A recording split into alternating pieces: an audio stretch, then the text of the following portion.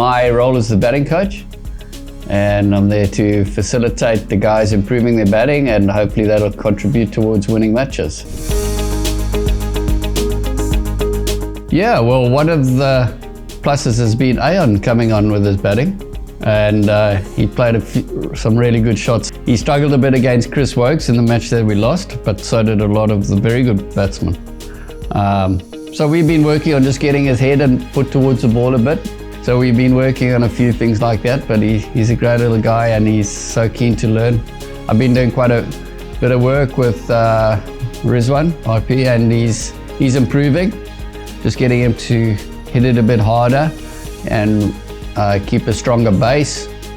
Been doing work with Ashwan regarding not getting his foot too far across and just opening up a bit. And he seems to be hitting the ball straighter. So there are lots of positives. And obviously the better players, there's lesser stuff to work with, but it's up to you to notice just the finer things with the better players and then just fine tuning. Obviously dips in form of the players. And so that leads to a lack of confidence, so building them up. Usually it's nothing too big technical, but also knowing the players' games. So because with the better players, they are little small things, so it's trying to know the players well, but also developing trust with the player.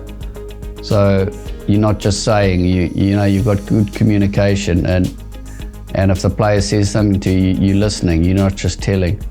But one of the biggest things in coaching, not just batting, is having trust between the player and the coach. Because if they don't believe in you, then they're not going to be open to you, and you're not going to be getting the right information. Yeah, when it's happening on the pitch, you can't do anything about it. You can occasionally send a message out, or at the timeout, have a chat regarding what's happening. But the player's in total control out there. But you can simulate things in practice, and you can talk about things in practice. You know, you can stop the net and tell the player to calm down if he's just going about his business the wrong way or playing shots that he shouldn't be. And a lot of playing under pressure is about your breathing and being calm under pressure, and there are various ways of breaking, and just breaking things down to ball by ball, not thinking too far ahead. But a lot of those things you discuss prior to the game or in the nets. But like I said, a lot of these guys know all that. But even the best in the world do get flustered at times. And so it's about communication. But for them, it's about finding ways of dealing with pressure. But that's what professional sport is. I think Abu Dhabi is more seamer friendly. So we speak to the guys about that and try and practice accordingly. You'll probably get less spin there at you, but more seamers. Sharjah normally keeps a bit lower, skiddier. I think batting in Sharjah, it's about your position, strong positions, clearing your front leg slightly and not getting too far across, and knowing the bowler is going to be attacking your stumps. And then Dubai, it's usually flat wickets. The one match we lost, it did a bit under lights, but there had been a lot of rain around. So Chris Wokes exploited those conditions, but Dubai is usually quite flat and you get value for your runs. So a lot of it's communication, but then if you know what you're going to get, try. I think the more experienced guys know their games better and their strengths and weaknesses. They know their routines and how they go about stuff, how they deal with failure. And whereas the lesser guys that haven't been around a lot, it's the opposite. They're still learning about their game. They try to find out which routines and structures work best for them. And they still trying to explore their strengths. And the opposition are trying to exploit their weaknesses. So I think those are probably the main things.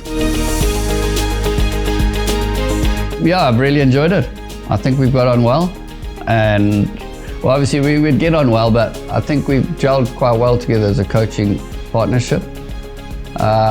He's very thorough, so I have to be prepared with what he could potentially ask me to do or say. But it's been good. There have been a couple of awkward moments where I felt I couldn't really speak my mind maybe, or wasn't too sure what to say. in one particular batting meeting, but I've learned a lot because obviously he's got a lot of experience, IPL and various other tournaments, and he's been around in the coaching world a lot longer than me, so it's been good to learn quite a bit. It's been brilliant. This is only my second franchise competition, and the Adanis have been brilliant. They haven't got overly involved, in my opinion. They've let Andrew and the other coaches do what they want to do to get the best out of the players. It's been really good, and I speak on behalf of the other coaches and players because everyone says the same thing, so it's a really positive thing.